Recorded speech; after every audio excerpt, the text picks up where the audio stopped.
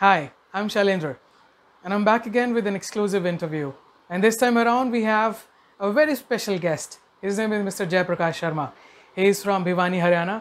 He is an athletic coach, and he has also participated in 2010 Asian Games in China.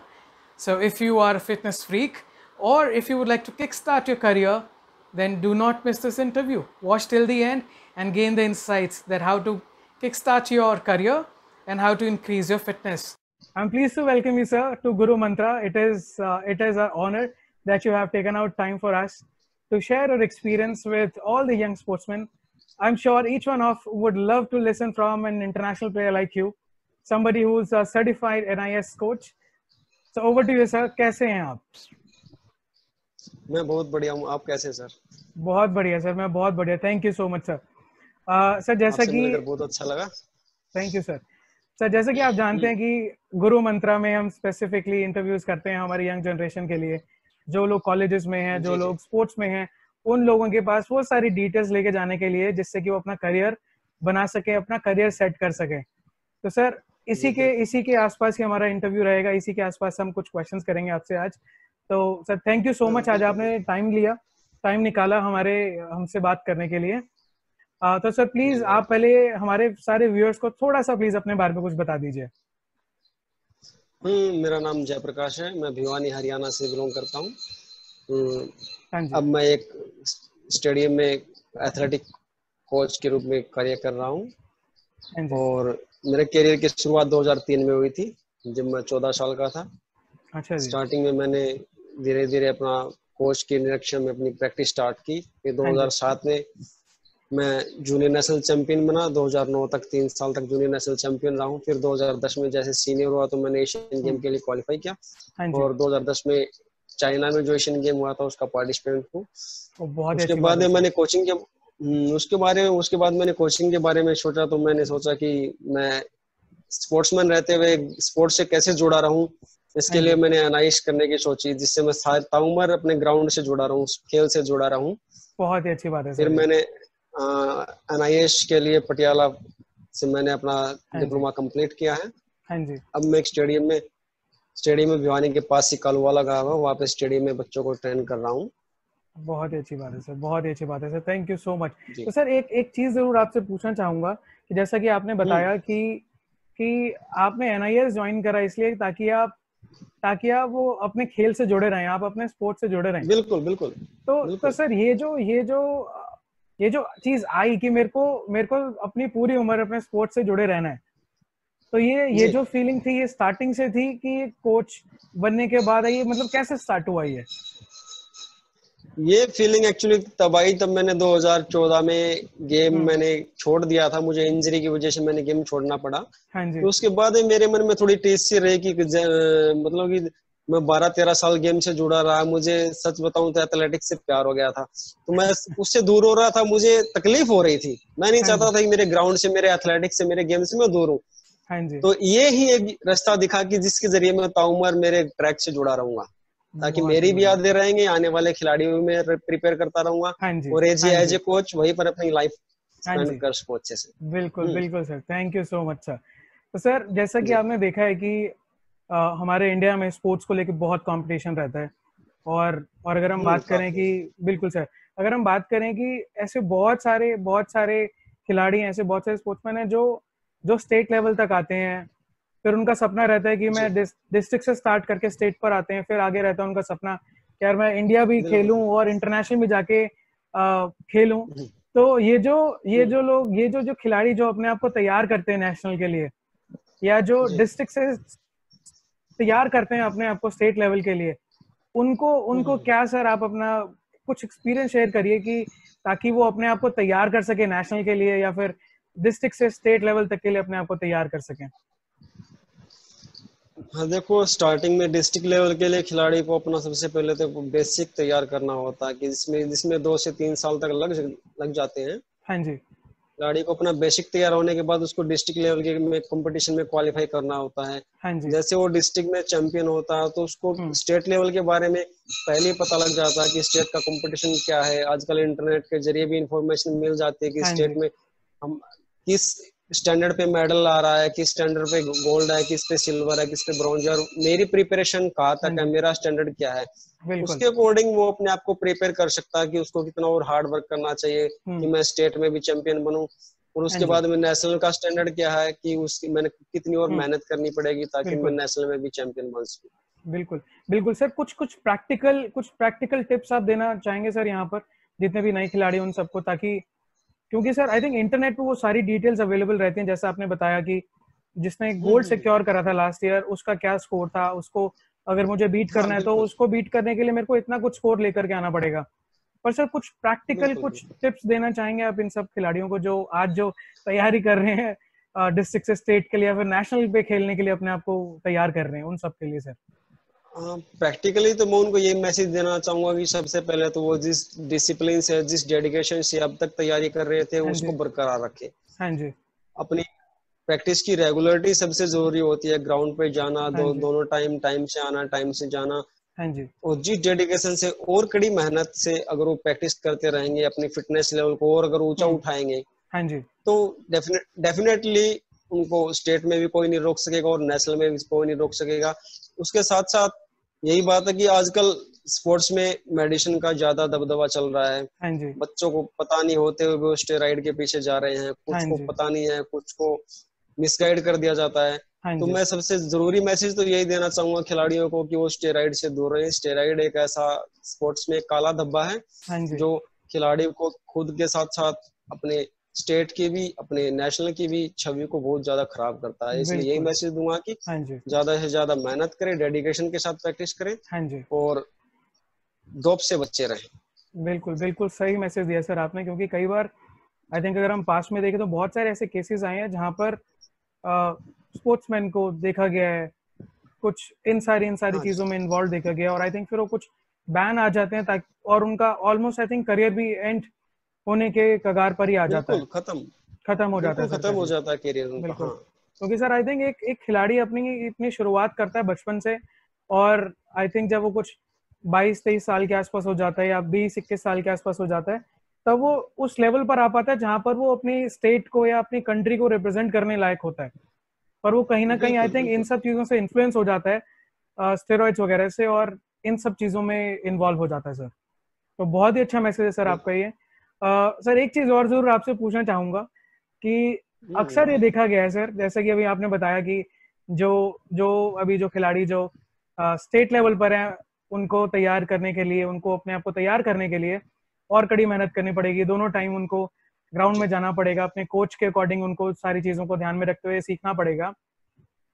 पर sir बिल्कुल। सारी ये सारी चीज़ें सीखते हैं क्योंकि एक एक चीज़ काफ़ी देखी गई है सर, इंडिया में स्पोर्ट्स को लेके बहुत सारा कंपटीशन है, कंपटीशन बहुत है। जी, तो जो बच्चे स्टेट पर रह आकर के ही रह जाते हैं, या फिर हम बात करें जी, सर, क्योंकि नेशनल तो अपने आप में बहुत ही स्ट्रॉन्ग कंपटीशन वाली जगह होती है जहां पे आपको बहुत सारे लोगों को पीछे छोड़ करके आगे बढ़ना पड़ता है।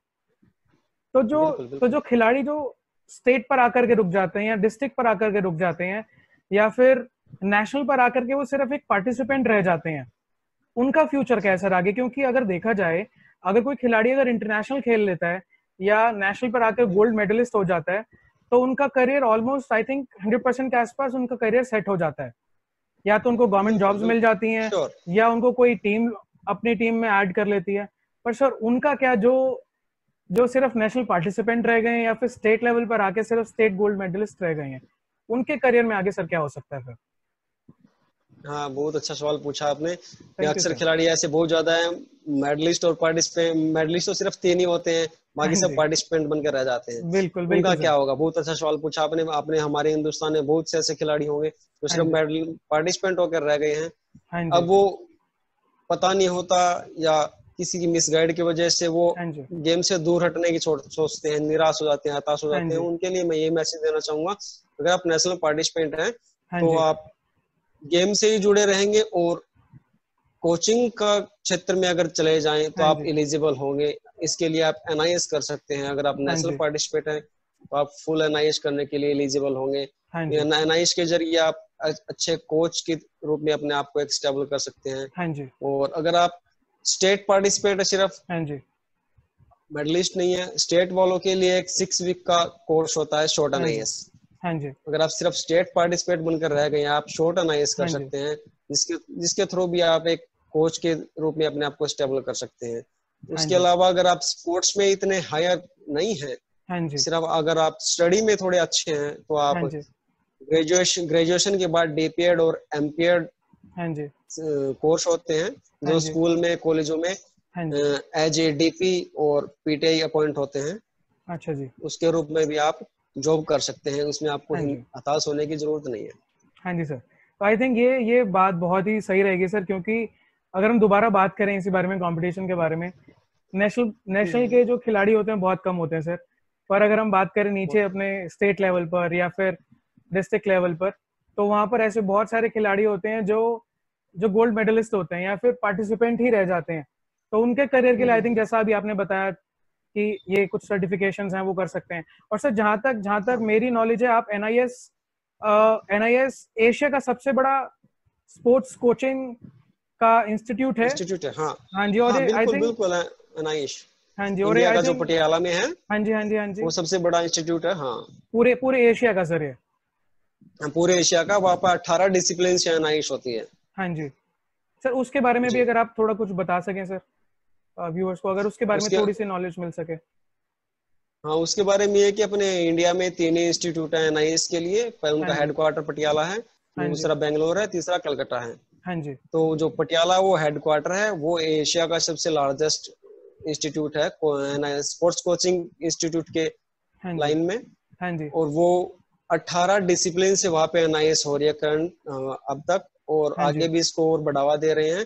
हाँ जी, एनआईएस के बाद में एक होता है एमएस, मास्टर इन स्पोर्ट्स, वो हाँ भी जी। पटियाला में ही अवेलेबल है। अच्छा, वो भी हिंदुस्तान में एक पटियाला ही में ही कॉलेज जहाँ अवेलेबल है। पर हाँ जी, एमएस हो रही है। उसके हाँ जी। बाद में अगर आप एमएस करना चाहें तो आपको फॉरेन ही जाने पड़ेगा। इंडिया में कोई इंस्टीट्यूट ऐसा नहीं है जो एमएस स्पोर्ट्स इंसान आपको उसके लिए फॉरेन मास्टर इन कंट्री में ही स्पोर्ट्स। जाना पड़ेगा मास्टर इन स्पोर्ट्स के लिए। हाँ बिल्कुल बिल्कुल बिल्कुल। हाँ जी। Hmm, thank you so much sir, thank you so much. जी सर, अब एक एक चीज़ और हम आपसे ज़रूर पूछना चाहेंगे कि जैसे कि जी आपने बताया कि एनआईएस कर सकते हैं, कोचिंग में अपना करियर स्टार्ट कर सकते हैं, या फिर जो जिन बिल्कुल लोगों बिल्कुल। को नेशनल पार्टिसिपेट नहीं कर पाए, वो लोग कॉलेजेस के अंदर अपना कोच के लिए अप्लाई कर सकते हैं, स्कूल में पीटीआई के लिए जा सकते हैं। अ, बिल्कुल बिल्कुल। पर सर, जो जो खिलाड़ी पूरे फोकस के जी साथ पूरे फोकस के साथ, पूरे रिगर के साथ नेशनल के लिए ही तैयारी कर रहा है, और उसका सपना है कि मेरे को नेशनल खेलना है पहले, और मुझे मुझे उसके बाद इंटरनेशनल भी खेलना है। अगर अगर अगर मैं इसको सही सही लफ्जों में बोलूं, वो खिलाड़ी ये चाहता है, जैसा कि जयप्रकाश शर्मा जी ने करा है। उन्होंने पहले नेशनल खेला, नेशनल चैंपियन बने, फिर सीनियर नेशनल चैंपियन रहे, फिर एशियन गेम्स भी खेला उन्होंने, और इंटरनेशनल भी उनका एक्सपीरियंस रहा है जब आप चाइना गए थे। तो अगर अगर किसी का ये ऐसा कुछ एम है, तो वो खिलाड़ी अपने आप को कैसे तैयार करे इन सब चीजों के लिए? उसको मैं यही संदेश देना चाहूंगा, वो जिस स्टैंडर्ड पे आज है, वो अपने फिटनेस को जितना अच्छा बनाएगा, हाँ जी, अपने कोच के निरीक्षण में कार्य करता रहेगा, जैसे हाँ उनको जी, कोच बताता है, शेड्यूल डिक्लेयर करता है, उसके अकॉर्डिंग अगर वो वर्क करता रहता है, अपनी दोनों टाइम प्रैक्टिस करता रहता है, हाँ जी। डिसिप्लिन में रहता है, तो निश्चित रूप से वो एक दिन ओलंपिक चैंपियन ही बन सकता है, वर्ल्ड चैंपियन भी बन सकता है। Thank you so much sir, thank you so much.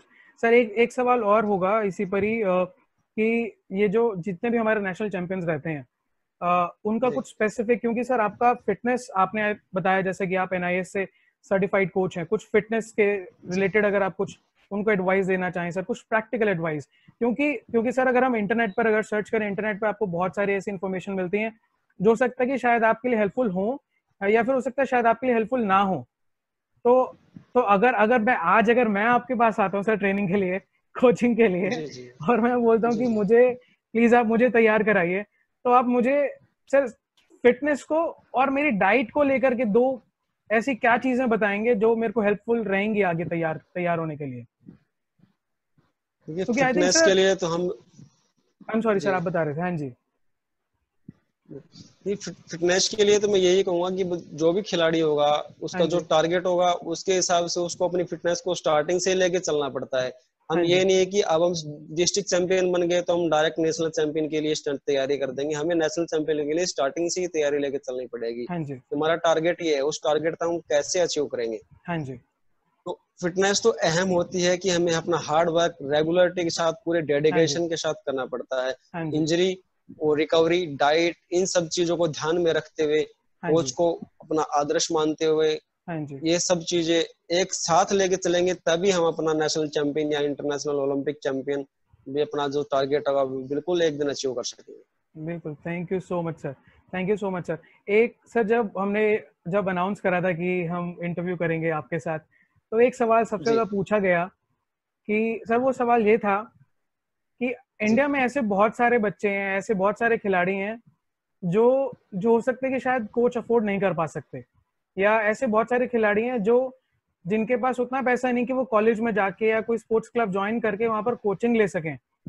तो उनके लिए सर जी आप कुछ बताना चाहेंगे, अगर उनको अपने आप को आगे उभारना है, उनको अगर अपने आप को आगे लेकर के आना है, तो वो ऐसा क्या करें? क्योंकि सर अगर देखा जाए तो आई थिंक हमारे पास जी ऐसे बहुत सारे खिलाड़ी हैं, हरियाणा से ऐसे बहुत सारे खिलाड़ी हैं, एमपी से खिलाड़ी हैं हमारे पास, और बिहार से भी कुछ, और छत्तीसगढ़ के जी आसपास से, जो जिनके पास आई थिंक इतना शायद फैसिलिटीज नहीं होती, पर वो फिर भी अपने आप को तैयार करते हैं उस लेवल के लिए। जी जी जी। तो उनके उनके लिए सर अगर आप कुछ बताना चाहें तो प्लीज।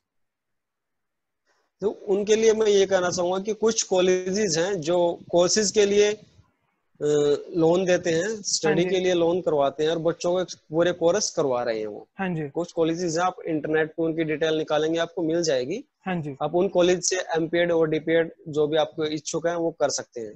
हाँ जी, दूसरा रहा बात स्पोर्ट्स की तैयारियों के लिए, हाँ जी। फाइनेंशियल प्रॉब्लम आती है खिलाड़ियों की, सभी की प्रॉब्लम आती है फाइनेंशियल। बिल्कुल, तो बिल्कुल उसके आती है लिए सर ये चीज़। हर एक स्टेट में अपनी एक पॉलिसी होती है। हाँ जी, हर एक स्टेट में पॉलिसी के अकॉर्डिंग जो आप अचीव करते हैं उसके हाँ जी, बाद में आपको वो प्राइज मिल जाता है। जैसे हरियाणा से बात करूं तो मैं नेशनल चैंपियन को 3 लाख रुपए दे रही है हरियाणा गवर्नमेंट। हाँ तो जी, मैं थोड़ा ये चाहूंगा कि गवर्नमेंट अगर वो 3 लाख में से अगर हाँ कोई जी, खिलाड़ी इस नेशनल के लिए क्वालिफाई कर लेता है, हाँ जी, तो उस 3 लाख का अगर 40% भी क्वालिफाई करते ही अगर खिलाड़ियों को दे दिया जाए तो खिलाड़ी अपनी प्रिपरेशन और अच्छे से कर सकता है।